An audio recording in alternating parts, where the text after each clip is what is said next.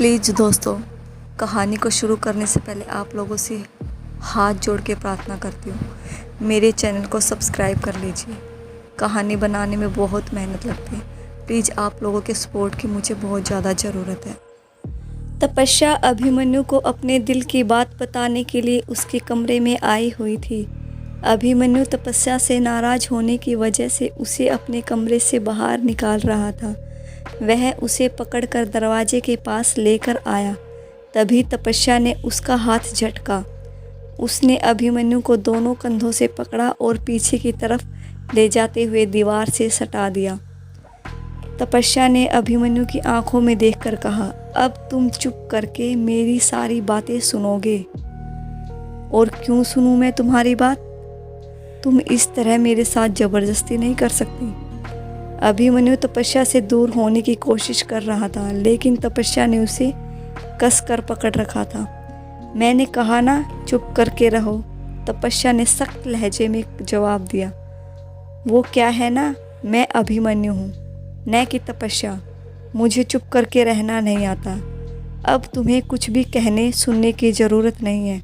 वैसे भी रावी और मेरी सगाई हो गई है। अब तुम्हारे कुछ कहने से मुझे कोई फ़र्क नहीं पड़ता। बेहतर होगा कि अभिमन्यु लगातार बोले जा रहा था। तभी तपस्या ने उसके होठों पर अपने होठ रखे। वह उसे किस कर रही थी। अभिमन्यु ने उसे खुद से अलग किया और कहा, ये इंडिया है मिस चंद्रवंशी। तो क्या इंडिया में अपने प्यार का इजहार अलग तरीके से किया जाता है? तपस्या ने मासूमियत से पूछा। उसकी बात सुनकर अभिमन्यु हल्का सा हंसा और फिर कहा, अच्छा तो तुम्हें याद आ गया कि तुम्हें मुझसे प्यार भी है, पर अब उसका कोई फ़ायदा नहीं है। मैंने तुम्हें पहले ही कहा था कि अगर मेरी और रावी की सगाई हो गई तो मैं इस रिश्ते से पीछे नहीं हटूंगा। प्लीज़ अभिमन्यु, यह मत करो। मुझे इस वक्त तुम्हारे साथ की बहुत ज़्यादा ज़रूरत है। तुम अच्छे से जानते हो। तपस्या बोल रही थी। तभी अभिमन्यु ने उसकी बात काटते हुए कहा, हाँ, मैं अच्छे से जानता हूँ तुम्हें मेरी ज़रूरत क्यों है, पर अब मुझे कोई फ़र्क नहीं पड़ता कि इस महल में कोई भूत प्रेत चुड़ैल डायन या कोई बलि देने वाले लोग भी रहते हैं। एंड वन मोर थिंग, मेरी होने वाली वाइफ कोई चंद्रवंशी नहीं है जो उसकी जान पर खतरा होगा। उसे कैसे प्रोटेक्ट करना है यह भी मैं अच्छे से जानता हूँ। तुम अपनी फ़िक्र करो मिस चंद्रवंशी। अभिमन्यु उस पर बार बार मिस चंद्रवंशी कह कहकर ताने मार रहा था। अभिमन्यु की बात सुनकर तपस्या ने अपने मन में कहा, उन्नति बिल्कुल ठीक कह रही थी। इसे मनाना इतना मुश्किल क्यों है, जिद्दी कहीं का। उसे चुप देखकर अभिमन्यु ने कहा, अगर आपका प्यार का इजहार करने वाला प्रोग्राम पूरा हो गया हो तो आप यहाँ से जा सकती हैं। 2 दिन बाद मेरी शादी है और मुझे आगे की प्लानिंग करनी है। मन तो कर रहा है इसका सर फोड़ दूं, तपस्या ने बड़बड़ाकर कहा। उसने अभिमन्यु की तरफ देखा जो उसे दरवाजे की तरफ इशारा कर रहा था। तपस्या ने उसकी तरफ मुंह बनाया और बाहर जाने लगी। अचानक तपस्या वापस मुड़ी और अभिमन्यु की तरफ देखकर कहा, listen Abhimanyu, I really love you. तुम चाहे मेरा साथ दो या ना दो, पर मैं अपने दिल की बात तुम्हें बताकर ही यहाँ से जाऊँगी। मुझे नहीं पता था कि मैं इस तरह की फीलिंग मैं तुम्हें देखकर ये सब महसूस करूँगी। ना चाहते हुए भी तुम्हारी तरफ खींची चली आती हूँ। तुम यकीन नहीं करोगे, लेकिन पिछली बार जब मैं महल से गई थी तब मेरा यहाँ से जाना बहुत मुश्किल था। सिर्फ़ और सिर्फ तुम्हारी जान बचाने के लिए मैंने उर्मिला आंटी की बात मानी और यहाँ से जाना तय किया। मुझे नहीं समझ आता कि मैं चंद्रवंशी क्यों हूँ या यहाँ पर रहने वाले लोग चंद्रवंशियों की बलि क्यों देते हैं। फ़िलहाल के लिए मुझे सिर्फ इतना पता है कि मुझे तुम्हें और रावी को एक साथ देखकर बिल्कुल अच्छा नहीं लगता। जब तुम दोनों की सगाई हो रही थी तो ऐसा लग रहा था जैसे कोई मेरी कीमती चीज़ कोई मुझसे छीन कर किसी और को दे रहा है। तब मुझे एहसास हुआ कि खुद के प्यार को किसी और का होते हुए देखना कितना तकलीफ़देह हो सकता है। आई विश कि हम दोनों किसी अच्छे माहौल में मिले होते। फिर ना तो तुम किसी रॉयल फैमिली से बिलोंग करते और ना ही मैं कोई चंद्रवंशी होती, तो शायद हमारी कहानी कुछ और होती। बोलते हुए तपस्या की आवाज़ भावुक हो गई। वह अपने दिल की बात बेहिचक बोले जा रही थी। अभिमन्यु उससे कुछ दूरी पर खड़ा था। इस बार उसने तपस्या को चुप नहीं कराया और ना ही अपने कमरे से बाहर निकाला। वो धीमे कदमों से तपस्या की तरफ बढ़ा और उसे खुद के गले लगाने का इशारा किया। तपस्या उसके गले से लग गई।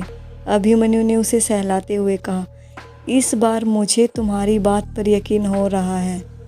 शायद ये तुम्हारे दिल के जज्बात हैं जो बाहर निकल कर आए हैं, पर अब बहुत देर हो गई है तपस्या। मैं बार बार रावी को बीच मझधार में छोड़कर नहीं जा सकता। आई होप तुम समझोगी। तपस्या उससे तुरंत अलग हुई और हाँ में सिर हिलाया।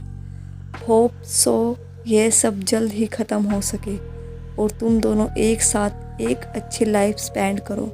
तपस्या ने जैसे तैसे अपने आंसुओं को काबू किया और अभिमन्यु को उसके आने वाली ज़िंदगी की शुभकामनाएं देकर वहाँ से चली गई। कमरे से बाहर निकलते ही उसकी आंखों में आंसू थे। वहीं कमरे में मौजूद अभिमन्यु अपनी बेबसी की वजह से वहीं पर खड़ा था। वह चाहकर भी तपस्या को रोक नहीं पाया। उसने गहरी सांस लेकर छोड़ी और खुद के जज्बातों को काबू किया। तुम एक अच्छी लड़की हो और साथ ही मेरा पहला प्यार भी। खुशकिस्मत होते हैं वह लोग जिनका प्यार पूरा होता है, पर मुझे स्वार्थी नहीं बनना। अपनी खुशी के लिए मैं रावी को फिर से उसके चाचा चाची के पास नहीं भेज सकता। अभिमन्यु अपने फैसले पर अटल था। उसने तुरंत ही खुद को संभाल लिया और आराम करने के लिए बेड पर लेट गया। प्रताप सिंह के कमरे के ठीक सामने जो कमरा बना था, वहाँ सुभद्रा, सुकृति और सुनैना मौजूद थी। वह तीनों सोई हुई चंद्रवंशी बहुओं को जगाने की कोशिश कर रही थी।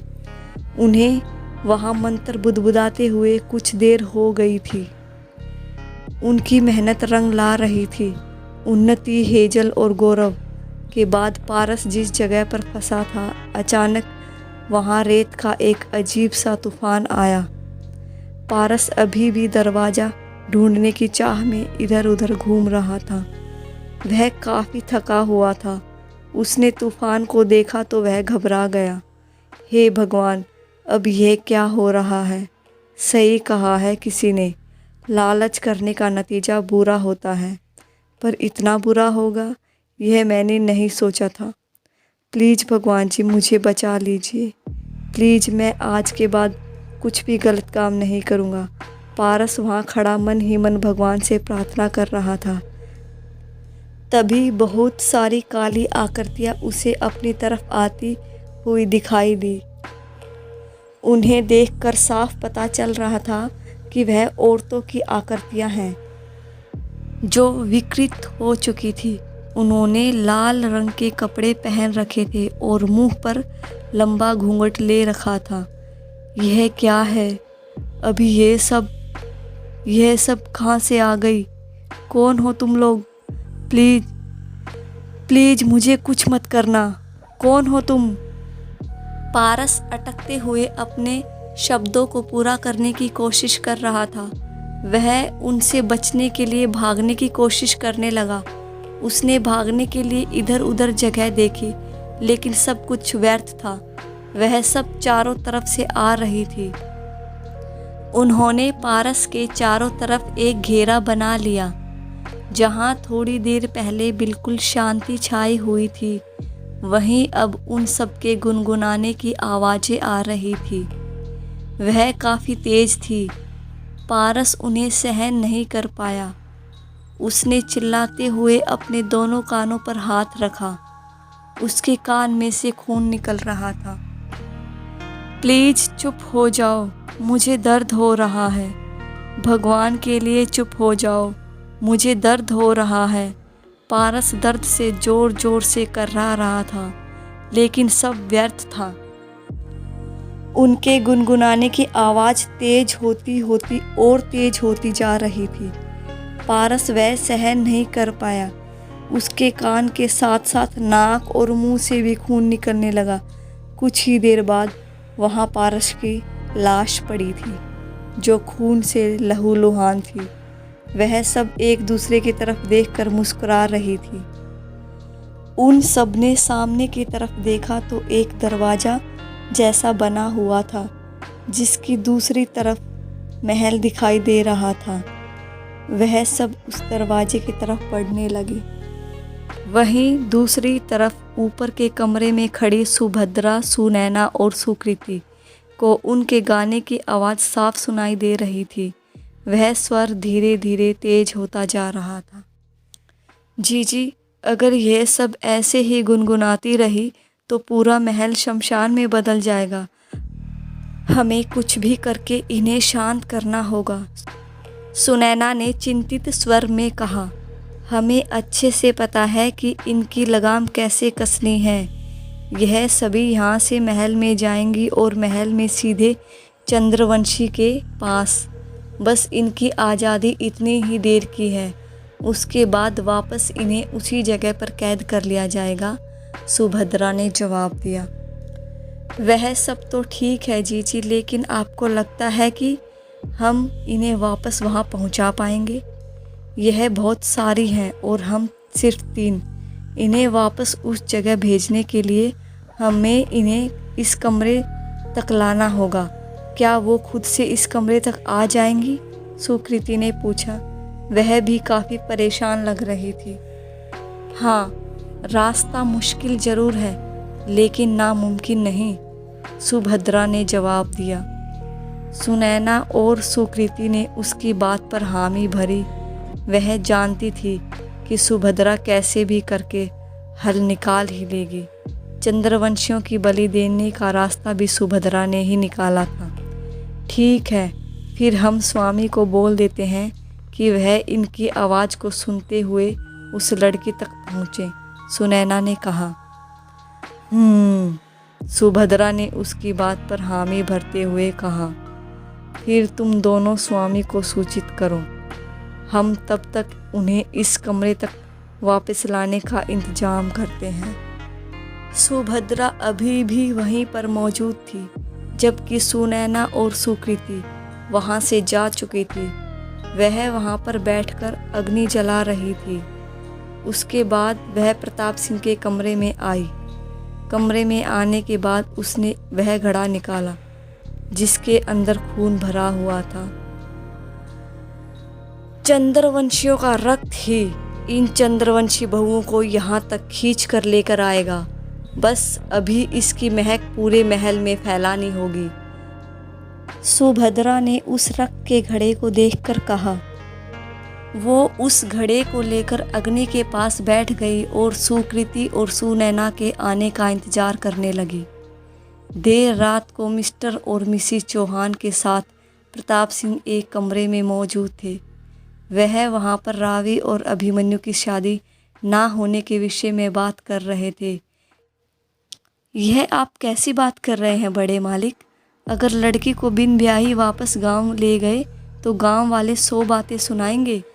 ऊपर से लड़की की शादी होना भी मुश्किल हो जाएगी, मिसिस चौहान ने कहा।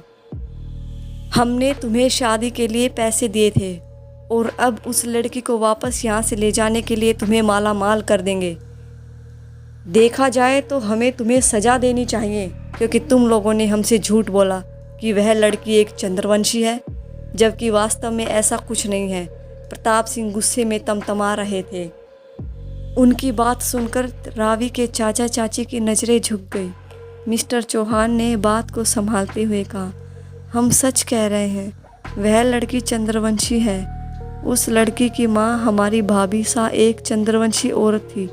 देखा जाए तो उसके अंदर भी चंद्रवंशियों का ही खून है। झूठ पर झूठ बोलना बंद करो, इससे पहले कि हम गुस्से में तुम्हारी जान ले ले। जितना कहा है उतना करो। सुबह होने से पहले तुम्हारा परिवार इस महल में नजर नहीं आना चाहिए, प्रताप सिंह ने जवाब दिया। मिस्टर और मिसिस चौहान के पास उनकी बात मानने के अलावा और कोई रास्ता नहीं था। उन लोगों को आदेश देकर प्रताप सिंह वहाँ से जाने के लिए मुड़े ही थे। तभी मिसिस चौहान ने उन्हें रोकते हुए कहा, ठीक है बड़े मालिक, हम यहाँ से चले जाएंगे और आप अपने वादे के मुताबिक हमें पैसे भी दे दीजिएगा। आपने अभी कहा कि पूरा परिवार यहाँ नज़र नहीं आना चाहिए, लेकिन मेरा बेटा कहाँ है जो सुबह से गायब है? मैं उसे अपने पीछे लेकर नहीं घूम रहा जो मुझे उसके बारे में पता होगा। अगर तुम लोगों की वजह से कुछ गड़बड़ हुई तो अच्छा नहीं होगा। प्रताप सिंह ने दो टूक जवाब दिया और वहाँ से चले गए। उनके जाने के बाद मिसिस चौहान ने कहा, अच्छा तो तुम्हारे लिए भी नहीं होगा जब सबको पता चलेगा कि तुम कौन हो। अब तो कल सबको बताकर रहूँगी कि तुम रावी को यहाँ बलि देने के लिए लेकर आए थे। फिर देखती हूँ इस घर से तुम्हें धक्के मारकर निकालते हैं या हमें। प्रताप सिंह के इस फैसले से वह काफ़ी गुस्से में थी। क्या कह रही हो भाग्यवान, पागल हो गई हो क्या? यह आदमी वैसे भी मुझे बहुत अजीब लगता है। अगर इसने हमें कुछ कर दिया तो? वैसे भी पारस सुबह से मिल नहीं रहा है। मिस्टर चौहान ने उसे समझाने की कोशिश की। मुझे इस बात से कोई फ़र्क नहीं पड़ता। अगर इसने मेरे बेटे को कुछ किया है तो यह उसकी सज़ा ज़रूर भुगतेगा, लेकिन कल मैं इसकी सच्चाई इसके परिवार वालों के सामने बता कर रहूँगी। मिसिस चौहान ने अपना अंतिम फैसला सुना दिया था और वह सुबह होने का इंतज़ार कर रही थी। अब तक महल में पूरी तरह शांति छाई हुई थी, लेकिन तभी अचानक से महल में गुनगुनाने की आवाज़ें गूंजने लगी, जो काफ़ी मध्यम थी। उस आवाज़ ने सबकी नींदें तोड़ दी थी और सब अपने अपने कमरे में मौजूद उस रहस्यमयी आवाज़ को सुनकर आश्चर्यचकित थे। वहीं उस गुनगुनाने की आवाज़ सुनकर महेंद्र प्रताप सिंह और तपस्या की आत्मा ने ऊपर के झरोखे से नीचे झांककर देखा तो नीचे बहुत सी चंद्रवंशी बहुएं विचरण कर रही थी। वहाँ उनका आना एक अच्छा संकेत नहीं था। उन्हें वहाँ देखकर दोनों ने एक दूसरे की तरफ हैरान निगाहों से देखा।